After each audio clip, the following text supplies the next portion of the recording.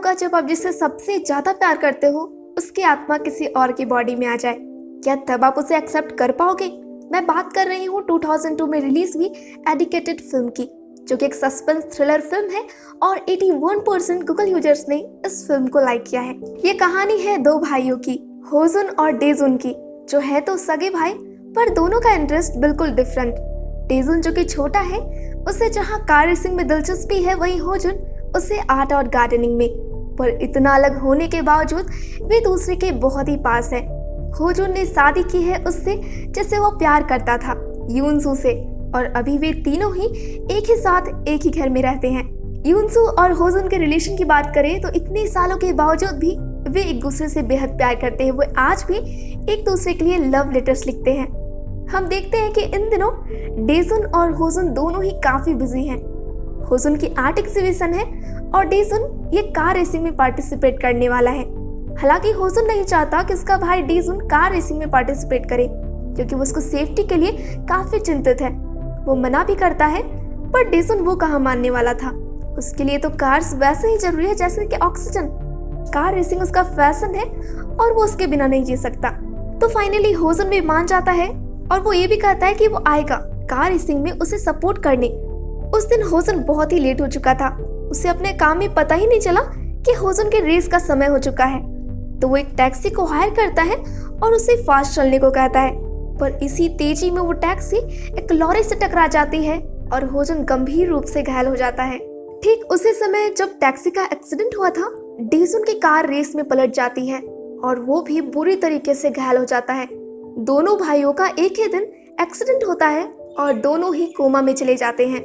हमें 1 साल बाद दिखाया जाता है, जब दोनों तो नहीं पर डेजुन कोमा से बाहर निकल गया है। अभी वो फिजिकली बहुत वीक है, ठीक से चल भी नहीं पा रहा। तो होजुन की पत्नी यूनसू उसे अपने साथ घर लाती है और वो उसकी देखभाल करती है जब तक कि वो ठीक ना हो जाए। डेजुन के घर आने के बाद से ही उसे रियलाइज होता है कि डेजुन हूबहू उसके पति जैसा बिहेव कर रहा है। होजुन के जैसे ही आर्ट बनाना, खाना पकाना, गार्डनिंग करना, इनफैक्ट एवरीथिंग। डेजुन जो कि कार के लिए पागल था, उसे तो कुछ फर्क ही नहीं पड़ा ये जान के कि उसकी कार अब कबाड़ में जा चुकी है। डेजुन यूनसू को समझाने की कोशिश करता है कि पता नहीं क्यों उसे लगता है कि वो एक्चुअल में होजुन है। तो यूनसू उसे हाइप्नोसिस टेस्ट करवाने को कहती है और वो मान भी जाता है। लेकिन वहां पर भी डेजुन का जवाब बिल्कुल उसके भाई के जैसा था और डॉक्टर भी यूनसू को बताते हैं कि होजुन की आत्मा अब डेजुन के शरीर में है, इसीलिए वो खुद को होजुन कह रहा है। ये सुन के यूनसू बिल्कुल टूट जाती है। वो कैसे एक्सेप्ट करेगी कि डेजुन अब होजुन है, उसका प्यार, उसका पति। वो डेजुन के साथ अब नहीं रह सकती। तो वो ये सारी बातें डेजुन की गर्लफ्रेंड हिजुन को बताती है। हिजुन उसे कहती है कि मैं डेजुन को अपने साथ अपने फार्म में काम करने ले जाऊंगी, और डेजुन भी सिर्फ यूनसू की खातिर हिजुन के साथ चला जाता है। लेकिन वो यूनसू के बिना नहीं रह पाता और वापस घर आ जाता है। यूनसू को भी डेजुन में अपनी पति की झलक दिखती है और वो एक साथ पुरानी बातों की चर्चा करते हैं। लेकिन ये सारी बातें सिर्फ होजुन को ही पता थी और यूनसू फाइनली डेजुन को अपने पति के रूप में एक्सेप्ट कर लेती है, जिसके बाद यूनसू डेजुन के साथ वो रात बिताती है और वे खुशहाल प्यारे कपल के रूप में जीवन को जीना शुरू करते हैं। यूनसू जिसकी खुशहाली उस एक्सीडेंट में गुम हो गई थी, वो वापस आ जाती है और हमें पता चलता है कि यूनसू वो डेजुन के बच्चे की मां बनने वाली है। वहीं दूसरी तरफ हम रियल होजुन को देखते हैं, जो अभी भी कोमा में ही है। डॉक्टर यूनसू को सजेस्ट करते हैं कि उसका ब्रेन अब डेड हो चुका है, उसके जगने का कोई भी चांसेस नहीं है, तो अच्छा होगा अगर उसे शांति से मरने दे दिया जाए। वो चाहती तो नहीं थी, पर वो राजी हो जाती है और यूनसू और होजुन के रूप में डेजुन के सामने ही होजुन की लाइफ सपोर्ट को हटा दिया जाता है। वहीं हम देखते हैं कि हिजुन यूनसू से मिलने आती है और बताती है कि उसने इस फैक्ट को स्वीकार कर लिया है कि डेजुन अब वो खुद नहीं है। उसने जिस डेजुन से प्यार किया था वो मर चुका और अब वो अपनी पढ़ाई के लिए विदेश जा रही है। हम देखते हैं कि डेजुन ने अपना एक आर्ट एग्जीबिशन को खोला है और वो उसी तरह डिस्क्राइब कर रहा है जैसे कि होजुन क्या करता था।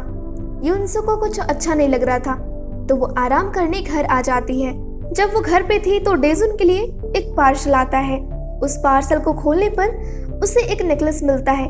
ये तो वही नेकलेस है जो कि उसके पिता और होजुन ने उसे दिया था। उस पार्सल में एक नोट भी था जो कि डेजुन की गर्लफ्रेंड हीजिन ने उसे लिखा था। उसमें लिखा था कि वो डेजुन की दीवानगी को नहीं समझ सकती। यूनसू को शक होता है तो वो डेजुन के वर्क प्लेस को बहुत अच्छे से सर्च करती है और उसे वहाँ अपनी बहुत सारी छिपी हुई तस्वीरें मिलती है जो कि डेजुन ने खींची थी। उसे पता चलता है कि डेजुन अपने भाई की शादी करने से पहले से ही उससे प्यार करता था। यूनसू को वहाँ पर डेजुन की एक डायरी भी मिलती है जिसमें उसने अपने प्यार के बारे में लिखा था। वो जब एक पार्क में था तो उसे यूनसू दिखी थी और वो उससे प्यार करने लगा। उसकी जिंदगी को जैसे एक वजह मिल गई। लेकिन जब उसके भाई होजुन ने अपनी गर्लफ्रेंड से उसे मिलवाया वो टूट गया क्योंकि ये यूनसू थी और मेरा प्यार अधूरा रह गया। लेकिन क्या हुआ कि मैंने उससे शादी नहीं की। मैं इस दुनिया का सबसे खुशनसीब इंसान हूँ क्योंकि मैं उसे जिंदगी भर देख पाऊंगा जिसे मैंने चाहा है। होजुन मुझे सब कुछ बताता है। उसे लव लेटर्स लिखना नहीं आता तो मैं ही उसके नाम से यूनसू को लव लेटर्स लिखता हूँ। इस डायरी को पढ़ने के बाद यूनसू सच्चाई जान जाती है कि डेजुन होजुन नहीं बल्कि वो खुद है और वो दुखी होकर रोने लगती है। वो फिर डेजुन के एग्जीबिशन में वापस जाती है और उसे एक तरफ बुलाकर उसके आर्ट के बारे में बहुत सारे सवाल पूछती है और वो समझ जाती है कि जो वो डेजुन के बारे में सोच रही है वो बिल्कुल सही है। लेकिन वो उसे नहीं बताती कि वो जान चुकी है डेजुन होजुन नहीं है। लास्ट सीन हम डेजुन को देखते हैं जो कि अपने भाई होजुन की अस्थि की राख को पानी में बहा रहा है और अपने भाई से कहता है भले ही तुमसे पहले मैंने यूनसू से प्यार किया पर वो हमेशा तुमसे ही प्यार करेगी। मैंने तुम्हारे सभी सीक्रेट्स को यूज किया खुद को तुम जैसा बनाने में। उस एक्सीडेंट में डेजुन मर गया तुम नहीं, क्योंकि मैं तो अब मैं हूं ही नहीं। मुझे अब हमेशा तुम्हारे जैसा रहना होगा। मैं यूनसू को हमेशा होजुन के रूप में ही प्यार करूंगा लेकिन वो हमेशा तुमसे ही प्यार करेगी। मैं माफी मांगता हूँ पर तुम मुझे कभी भी माफ मत करना। और वो रोने लगता है और ये फिल्म यहीं पर खत्म हो जाती है। गाइस, अगर आपको मेरी एक्सप्लेनेशन पसंद आई है तो वीडियो को लाइक जरूर करें। साथ ही साथ चैनल को सब्सक्राइब कर लीजिए। Bye bye.